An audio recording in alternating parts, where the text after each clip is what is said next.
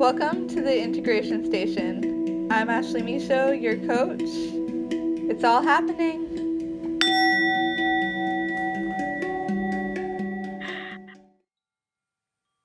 Hello, welcome you beautiful souls. I'm here with Eva. We were just talking and never even hit record. So we're gonna pick up where we left off. I just want to share first how much of a privilege it's been to connect with her for probably a year or so now that we've known each other. And yeah, it's always a good time. She's just keeps expanding her business, and I really wanted to, I guess, use her as a vessel of inspiration for the rest of you that are just starting to launch and do these things, because what she's doing is amazing.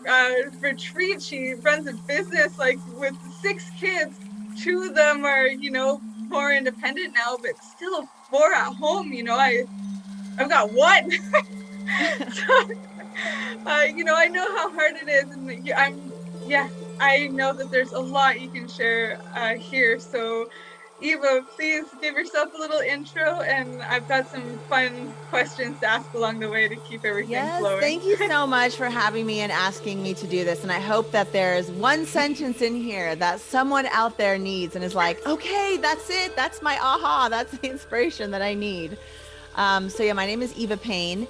And I love when people say now, what do you do? Because I just do so many things. I'm an entrepreneur at heart.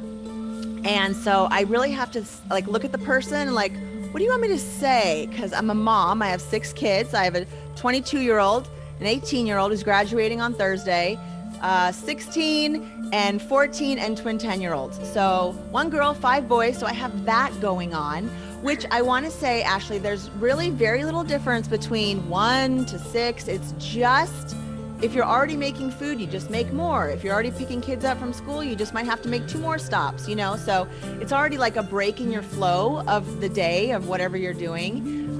So just finding the balance and making sure that there's time for your kiddos and really being present with them when you are with them. Not letting my mind think about, oh my gosh, that email I have to send or this thing I have to do. I really try to just set up, I shouldn't even say I really have a schedule, but I kind of have a schedule. But when I'm with them, I just really try to be with them. And I think that's the key. And really my biggest takeaway of parenting for anyone out there is let your children be who they need to be. I really feel like our kids come to us whole and with their own unique personalities. I can tell you, having so many, that they are so different, every single one of them. And you just love them. And it's almost like you get to investigate who they are. It's not about me projecting onto them what I want them to be. It's who are you in there? Oh, I see you're an artist. Okay, what can I provide? What opportunities can I put in front of you that might help cultivate that within you? So they're all so different, and I just love each of them where they're at. And I don't really care about grades. I don't know, that's just me. I just say, did you do your best? And they say, yep. And I go, okay, because I don't really measure their success based on, did you get all A's? I just think are you a good human? Are you contributing to the world in some way? Are you contributing to the home? Are you being kind to one another? And I feel like at the end of the day, whoever they will be, however their doingness will show up in the world, they'll figure it out. I think aren't we all trying to still figure that out for ourselves? Oh yeah. Right? So it's it doesn't matter. Just have fun, enjoy being young while you're young. That's my parenting piece. If there's any questions you have around that, but so I do that. And then when I was 21, many moons ago, I started a summer camp for kids impacted by HIV and AIDS, and I ran that for 20 years up until COVID and all of that, and hopefully getting back to that this summer, which is a smaller session. But I have a lot of experience in running retreats and summer camps and whatnot for them, which is translated into now running women's retreats. And within this time frame, in 2015, I got divorced, and I really kept saying to my therapist, I've lost my flow. Because when I started the nonprofit, I knew nothing about starting a nonprofit. It was just my intuition felt really pulled to do this thing, and I just kept listening to it, and everything just started working out. The synchronicities just started happening, and I just kept going down that road, and it led to beautiful experiences for thousands of kids. But when you go through a hard thing or a hard challenge in your life, like a divorce for me, it really threw me off. And I thought, how do I find that flow again and that energy, and can we recreate that? And so I spent 5 years researching around flow. I've written 2 books around how to create a life in flow, whether it's the doing part of it or the being part of it. And then as I was coaching these women and like, does this work? Or my philosophy's crazy? I just saw that change was so hard and so slow. And I thought about my own change and being in therapy and going through something challenging. And that's when psychedelics just kept coming back into my world. I kept seeing it, researching it, hearing about it, just like the summer camp for HIV and AIDS. Like, I didn't know anyone impacted by it, but it just kept coming up. It just, the signs were in front of me. And that's what was happening, particularly with psilocybin. And as I started to say okay to that and being in that space, I met people, opportunities, and it's led me to running these retreats for women. And we utilize psilocybin at the retreats. And you were always there to do the integration day. So thank you so much for being a part of that. It's so awesome. I love you and all those girls. It's been a yeah, isn't, and it's just so transformational. When I pull up into my sister's driveway in Oregon and I unload the yoga mats and, you know, all the stuff that I bring, I just cry because there's so much gratitude in seeing the transformation happen so quickly. I mean, it's just like night and day, from getting on a discovery call with these women and just hearing the stuckness, you know, where they're at, and then taking them through an experience that stacks various healing modalities, including psilocybin in there. Literally overnight, I see a change in them. Whether some of them it's dramatic, some of them it's like a light switch just went on, and for others, they go back home and they're less reactive. You know, they're more thoughtful about their process, and especially if they continue through like a microdosing practice or something after, they see that like long sustaining change in their lives, and it's just so rewarding. It feels so good to do work that I'm in love with, really, and then I just feel like it's an honor to be able to do, and I just want to keep wanting to make it better. You know, like, how can I make it a little better? How can I streamline this process? And yeah, that's life, right? So this is the phase I'm in right now, and I'm loving it, and who knows what tomorrow will bring. I'm very much open to life and collaborations and people and stuff, but for today, I've got a retreat in a week. Here I go again, you know, and it's just so exciting. So yeah, there's me babbling. Yeah. Oh, isn't it fun babble? And I'm happy that you bring all this to light, like the amount of transformations that can happen in an overnight. I'm curious, what are some of the other tools and modalities? Like, what are some of your other go-tos other than psilocybin at your retreats? Yeah, so I think about, so the way that I started out, so for most of the retreats, they come in on a Thursday. And so on that Thursday night, we do a psoas release exercise. There's a lot of trauma that we store in like that pelvic region of our bodies. So, and these are all different healing things that I did when I was going through. I went to my therapist. I'm like, can you just give me a checklist of like self-care things? She was like, there isn't one. And I said, well, I'm building one, because there's gotta be, right?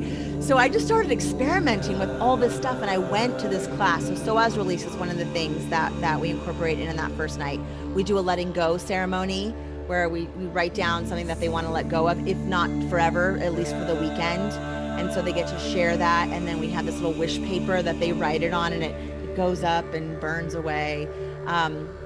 So we do that. We get to know each other. There's like an opening exercises that we do. We also talk about identity and ego.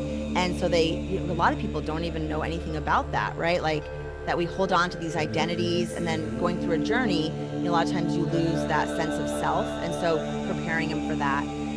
The following morning is when we go do a cold bath or a cold something. We jump into the ocean, we kind of Wim Hof, you know, we do like the breath work and we do this kind of stuff. And then they go into the water, and I tell the women, I say 1 minute is all you need to do. The therapeutic model is 3 to 5, but if you can just do 1 minute, you know. So we go into the ocean or the river or whatever and have that experience, and it's just this very bonding moment for them.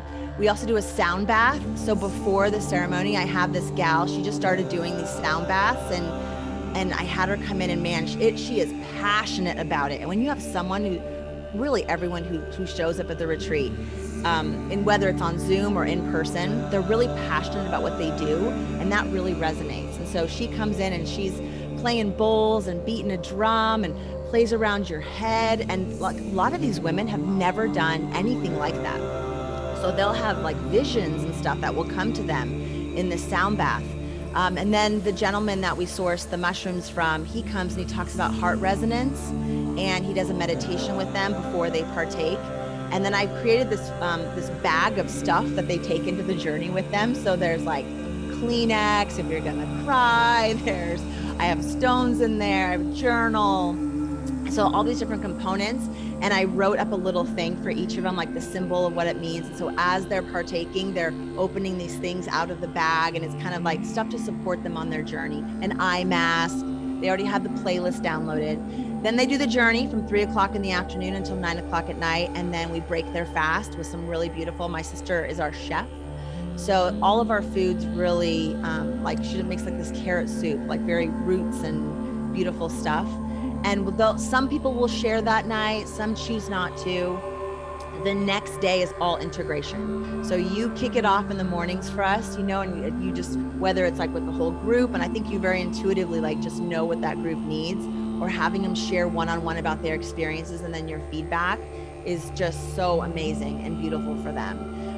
We also do restorative yoga on that day. So all the women are like, I don't really do yoga. Is it going to be hard? I'm like, no, it's restorative yoga. It's like a very nice pose that you hold, for a period of time. And then there's just a time in that day where I want them to just be with themselves, to journal, to sit out in nature, to be just with what they've just gone through. So that's a big part of like the lunch middle of the day. And then the restorative yoga. And then we do some ecstatic dance. I have all the women send me their favorite song. Pick one song and send me your favorite song. And then we have a dance party.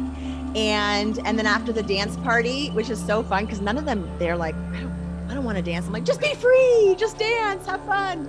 And they'll say that's like some of their favorite parts, is just this time to just like let go and realize you don't have to be so confined in a box. And then we do art therapy. My sister leads some different, like this right here is one of the things I made at one of the retreats. I don't know if you can see it very well, but so she talks about like just letting go and like diving into an art, and just not worrying it. There's no perfect, you're not trying to be anything. And then the following day, we do a little gratitude practice in the morning, and then that's it. So sometimes there's more things, sometimes less things, but in general, I really think about preparing the body, having the experience, and then bringing it all back in and doing that integration piece at the end.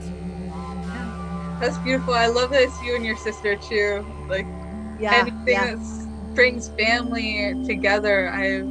I've got another client right now and kept talking a while about going and working for somebody else because you just want to be closer to the mushrooms. I'm like, you're here to create your own business, and now he is with his brother, and I'm like, yes, it's so bringing beautiful families together. Yeah, and really, it's like she's just good at it. She loves being in the kitchen. I don't know what takes her 5 hours to make dinner, but she's in there chopping up stuff, and people say, what's the recipe? And she's like, I don't know. There's no recipe, because she's an artist. I mean, she is an artist in real life, but she's an artist in the kitchen as well. And I think when we just really tap into what we're good at and what we like and what our interests are, and we just show up wholeheartedly in those spaces, it's beautiful. I mean, the food, I'll tell you what, the carrot soup after the journey, one gal, she was eating it. She's like, is this not the best soup you have ever had? I'm thinking, I don't know, probably it's a very good soup, but you're also probably hungry, and, but there's just so much love that goes into each of the people that show up. And when you just love what you do and you bring that into the world, like you can't go wrong. You're going to resonate with people at the end of the day. And it's just, sometimes it's hard to figure out, like, what is that thing? What do I love? But once you figure that out, then all things are possible. Oh, all things are possible. There is nothing impossible. And you're good with words too, with your books too, I'm sure. Just, I'm sure you've heard that before. Well, you know what? The books for me, So it was really, I started because I was trying to figure out this flow thing, but then also I just started with an experience. So I just talked to a gal today and I could tell she had a lot of stuff in her life, right? There was just all these stories. And I said, have you ever thought about writing them down? And she said, yeah, kind of. But then I wrote an outline and it just felt really like a lot. And I said, okay, let go of the outline. Just pick a moment in time, take your shoes off, sit outside, listen to something like elevator music. I listen to water. I like the sounds of just like a river, which is some really mellow thing in the background. I have a little prayer in my heart that's just like, all right, universe, grandma, whoever's out there, like, what do I need to get out that might be helpful for someone else? And then I take a few deep breaths and I just start typing and I don't hold back. So I don't care about grammar. I don't care about the structure. It's really just, I open a Google Doc so I can go in and change it or add it anytime I work in Google Docs. And I just let myself be free and I just let it just flow out. And I wrote, actually both those books I wrote in less than a month. And then it took me 2 years to publish because I was so afraid to like put it in the world and how am I going to do it? And then I ended up breaking it up into 2 books and I got really critical about it, like in the editing process, but the writing process itself was really just about being free and letting go. And actually the part in the one book that people say they love the best is when I hiked the Grand Canyon rim to rim. That's where I started because a gal had asked me to write a testimony for this experience that we had done. And instead of 1 page, it turned into like 20. And then I thought, gosh, if I can write 20, what more can I do? And that's where people really they're like, that's the best part. And I thought that was the very first thing I wrote. And it was just the most, I just let it out. Whatever, I just need to explain the experience. I just cried. It was a beautiful process. I think if it's in you, if your intuition is saying, go write, don't worry about the structure. Don't worry about the grammar. Don't worry about what someone's going to think. Don't hold back because in 100 years, those words are going to be left for someone to read, whether it's someone in your family or someone who finds the book in a used bookstore somewhere down the road. Like, you never know. And it's not your responsibility to I just needed to put it into the world, and the life that it has, whoever it touches, if nobody, right? Or if one person, that's it. That was my job. And even just writing it was so therapeutic, just getting it out of being inside of me and putting it somewhere else. It sped up my healing process so much. So if anyone out there feels inclined to write, just do it. Open a Google Doc, set yourself up, so you can just have a moment, breathe, hold some gratitude and go, okay, universe, okay, creativity, let's go. This is half you, half me. And you just start typing and see what comes out. Yeah, I love that. Who was it? Cameron something, the Artist's Way girl. Oh yeah. With the morning pages, just getting it out. You have to do that release. It's like an emotional colonic, and you can do it at the gym or something like that. But some people are meant to write. I didn't even know that I was a writer myself. I was more artistic, but my mom and her mom, they were both writers. So when I actually started to write, I tapped into a whole other part of me, and that was healing for all the generations before me, and I did a more like article style. And then over time, I just enough on one subject, I just put it together into a book. But it was the same thing that you're saying, where it's just getting it out just for one person. And so I would just publish it, but it wasn't like a big published thing.